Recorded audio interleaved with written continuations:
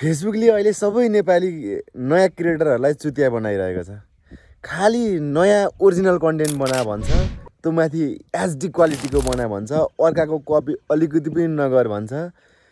यस्तो स्ट्रिक बनाइदिएको छ, पैसा चाहिँ मरि काटिदिँदैन, भिडियो हालेको छ, अर्निङ भएको पैसा पनि मरि काटिदिँदैन। कतिको पेआउटमा समस्या छ, पेआउटको समस्या सजिलै समाधान गरिदिँदैन। खालि भिडियो चाहिँ हाल मात्रै भन्छ, फाइदा फेसबुकले मात्र लिन्छ। हामीलाई कन्टेन्ट क्रिएटरलाई त अहिले ठुल्ठुला कन्टेन्ट क्रिएटर पनि अब फेसबुक चाहिँ छोड्नुपर्छ भनेर लागिरहेछन् कतिले होइन। धेरैको मैले हेरिरहेको छु।